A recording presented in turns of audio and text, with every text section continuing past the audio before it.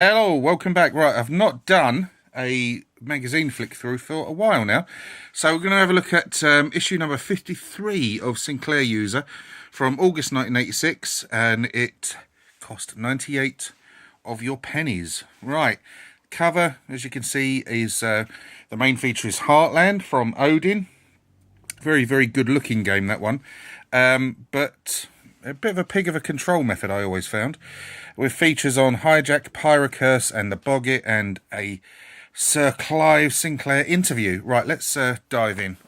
Okay, adverts for Bobby Bearing from the Edge and Mind Stone. Bobby Bearing is a fantastic game. Bear in mind how many isometric games came out. Eventually, it's one of the few that actually stands out as a fantastic example of the genre, alongside Batman Head Over Heels, and another one that I had on the tip of my tongue and now I can't remember. Adverts for 3D Death Chase, Full Throttle, and School Days, all great games. $2.99 from who was releasing them then? $2.99 Classics, whoever they were. Okay, but they're all great games. Table of contents, yada yada yada. Da, da, da, da, da. Feature on a game of Labyrinth, the movie starring David Bowie. I don't think I've actually ever seen that. Advert for Mike Singleton's Dark Scepter. I never played it. I've seen it many times. The graphics are huge in that one. Very, very good. A feature on Sacred Armour of Antiriad from Palace. Something about the mic drive up there. An advert for the Discovery Opus drive thingamy. Advert for Heartland, the cover game. Again, as I've said before in these, any of these games that I feature or mention, etc., please share your memories. Now, look what game was number one. I never bought that. Who bought World Cup Carnival? Come on, who bought it? Nighttime, number two, Batman, Ghosts and Goblins, Ninja Master. God, that's awful as well. Rock and Wrestle, don't like that. Pentagram, Quasitron, great game. Incredible Shrinking Fireman, great game. Biggles, crap really. Bounder, not bad. The Planets from Artec, I had that because it was based on a Channel 4 TV show of the same name, and I didn't have a clue how to play it, as I don't with most games basically. Feature or letter from someone moaning about World Cup Carnival. Yes, Paul and Keith, they are not impressed with World Cup Carnival, as was anyone. I don't know anyone that actually bought that, or at least anyone that's ever owned up to buying it. If you bought it, let me know. John Wriggler's playing tips, pokes, etc. for Green Beret, Nighttime, Commando, V, Gladiator from Domark, Bomb Jack, cracking game Bomb Jack is. Some hints and tips for Quasitron. How do you pronounce it? Quasar or Quasar? I've always said Quasitron.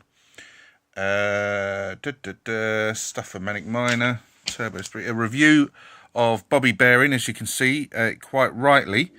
Got a fantastic rating in there. 5 stars. Brilliant game. Really, really fantastic game. Even now it's worth a play, but it's difficult as anything. Advert for Heartland. Again, like I said at the start, that gets a Sinclair User Classic, 5 stars. Brilliant looking game, but I've always found the control room a bit strange. Control options on that a bit strange. And there's a couple of familiar characters fans of Odin games may notice, alongside our main character with his top hat.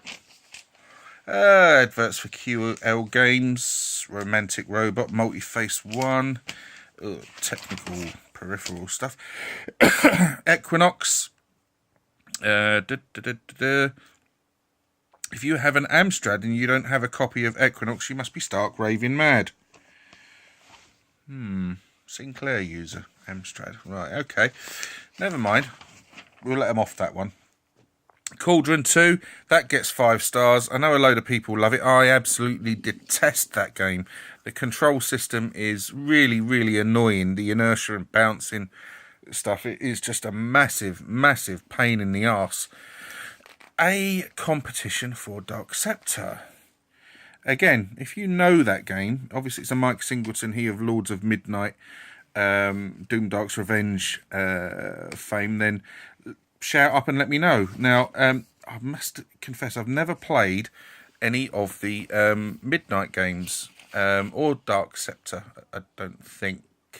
I have played Snake Pit by Mike Singleton, which is kind of like a forerunner to Nokia's Snake, which is really, really good. If anyone's familiar with that game, let us know. This one I've never even heard of, Hijack, from Electric Dreams. That gets a Sinclair User classic.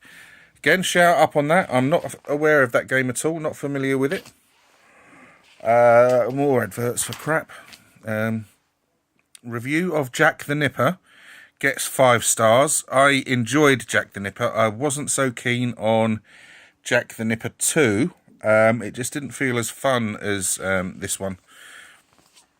Hiccups from Thor Software. I don't know that one, so if anyone's got any memories, etc. of that. Pyrocurse from Houston. That gets a Sinclair User classic. Now, I had that game. I've still got my copy that I bought of it in 1986. I wasn't that enamoured with it, to tell you the truth. I found it a little bit dull. I might be espousing a particularly controversial viewpoint there, but I really wasn't that struck on Pyrocurse at all. I know you could swap between all the 4 characters, etc. You could resurrect others, but it just wasn't for me. I'm sure other people liked it, but I wasn't one of them. Review of Tantalus. Again, don't know that one, from Quicksilver. Too Many Screens. Is this the one that had about 5 million screens on it or something? Adverts for the best games from beyond: Shadowfire, Doomdark's Revenge, Enigma Force. What's that top one? Sorderon Shadow. Advert for Cauldron 2. Already spoken about that. Not going to say any more. Some budget game reviews. Ninja Master. We saw in the charts that was number 5. That is awful. But if you've ever played the kind of sequel or the next game from Tron Studios, Oriental Hero, that makes Ninja Master look like Elite. It is horrendously abysmal. Never played any of the Danger Mouse games. Revenge of the C5, never heard of that one. Molecule Man, I've got several copies of Molecule Man, about 4, but I've never actually got round to loading it up, seeing what it's like. Advert for Hijack. Again, that one got a Sinclair User classic in this issue. Review of Spike. Don't know that one.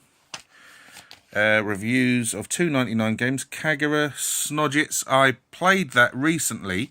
That in one of my recent World of Spectrum Random 5 videos, and I didn't like it at all, really. The graphics are nice enough, but I wasn't too keen on that at all. Rupert and the Ice Palace gets 4 stars. Never played it. What's your memories of that game?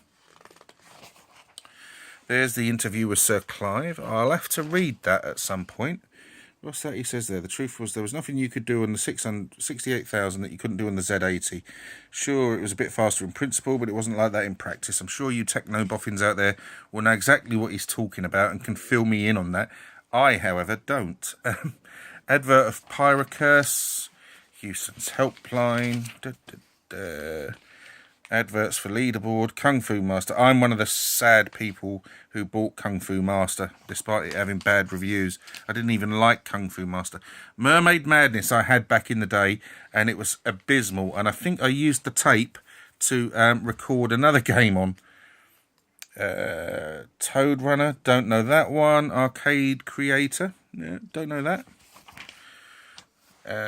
Adverts from Imagine, Yeah Kung Fu, Mikey, Movie, Ping Pong, and Green Beret, all fantastic games. Advert for Dynamite Dan 2. Sorry, no, advert for Ace, review of Dynamite Dan 2. I've never played Dan 2. I've played the first one, but never the second one. So again, what's it like? 4-star review for Rebel Planet. Not familiar with that one either. Not doing too well here. Hunchback the Adventure, or Hunchback 3. Campanology for the Deaf is what I remember of that one. Advert for the Play-by-Mail Dark Scepter. Some adventure games. The Boggit. I think that was the follow-up or the previous game before board of the rings where you could swear at it and it would swear back, rather than just go, "Oh, you naughty boy," or "You cannot do that." Tazword 3, not got a clue what that is. All this soppy stuff, techno stuff. Not interested in any of that.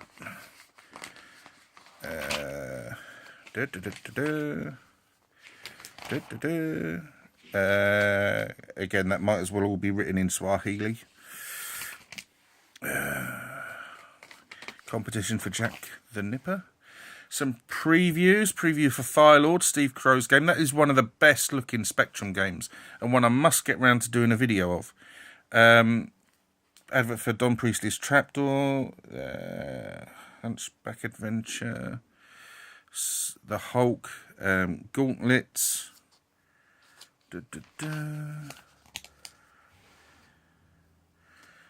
Adverts for Tobruk. Remember Richard Branson's Virgin Atlantic Challenger game from when he tried to cross the Atlantic in one of his rich boys' toys? Stainless Steel. That's not a bad game. I've played that before.